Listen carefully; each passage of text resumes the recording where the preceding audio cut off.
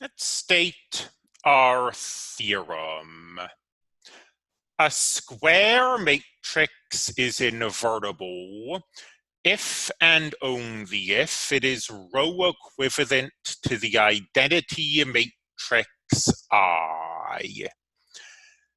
And any string of row operations that turns A into I turns I into A inverse.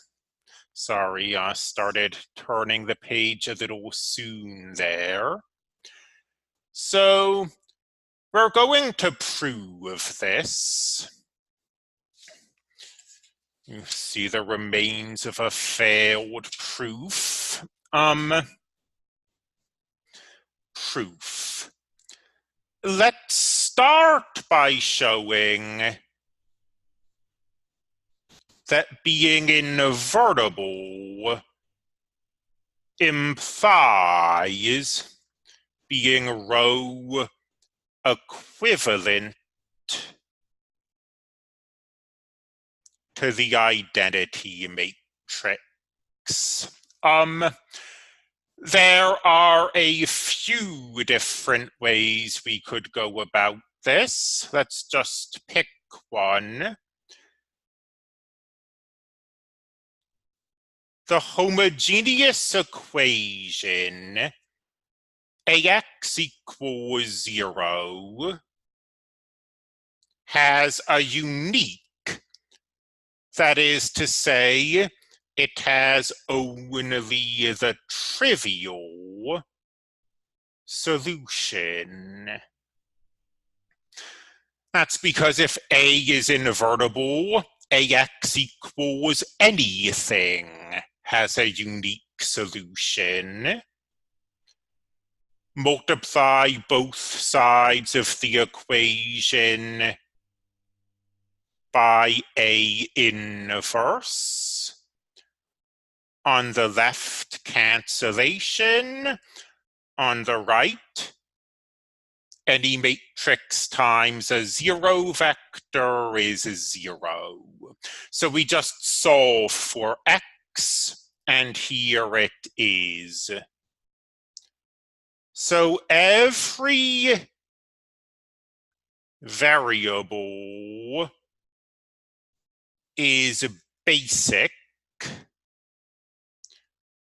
So every column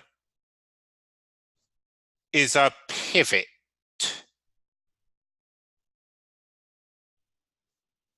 Column. Let's look at a square matrix. Let's say a 3 by 3 matrix. If every column is a pivot column, then each of these columns has to have a pivot. 3 pivot positions, and we can only have a single pivot position in each row, because the pivot position is the first non-zero element once it's in row echelon form. We can only have one first per row. So each of these rows has a pivot position in it, and try to think where those pivot positions could be. Remember that pivot positions are non-zero, the first non-zero position when the matrix is put into row echelon form. Say we tried to have a pivot position here. Well, when this is in row echelon form, the pivot position in the next column has to be strictly to the right of the pivot position above it.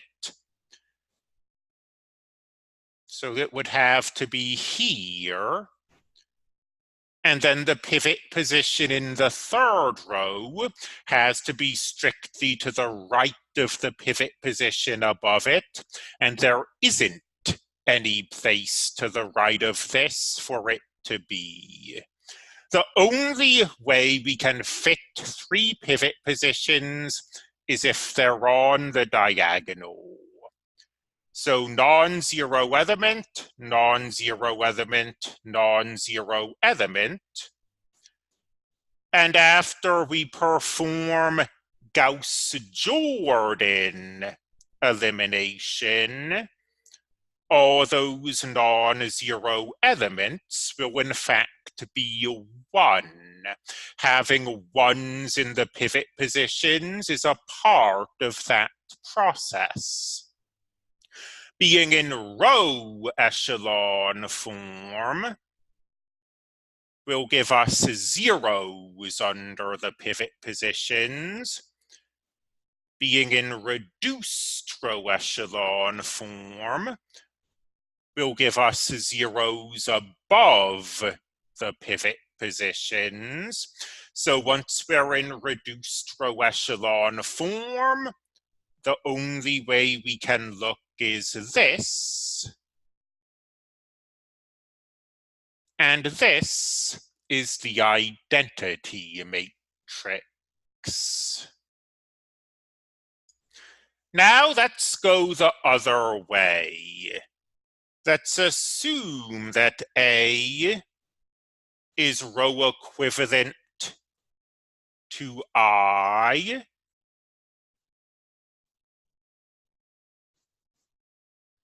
and demonstrate that A is therefore invertible. We've seen that row operations can be thought of as multiplication by these elementary matrices. So saying that you start with A, you perform row operations, and you get I, is the same as saying you start with A, you multiply by a bunch of elementary matrices, and you get I. Well, elementary matrices are invertible. So we can multiply both sides of this equation by the inverse of this first elementary matrix.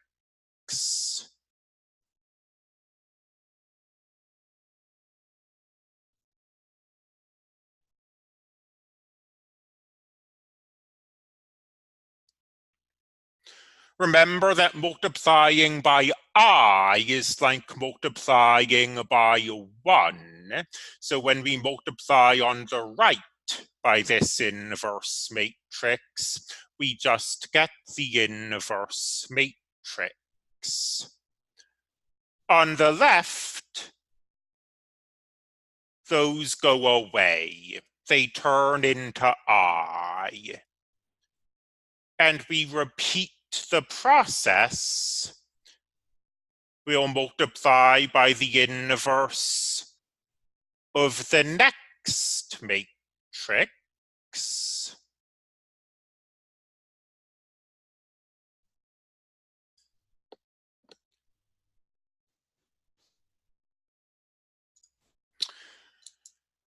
On the left, again, these just go away.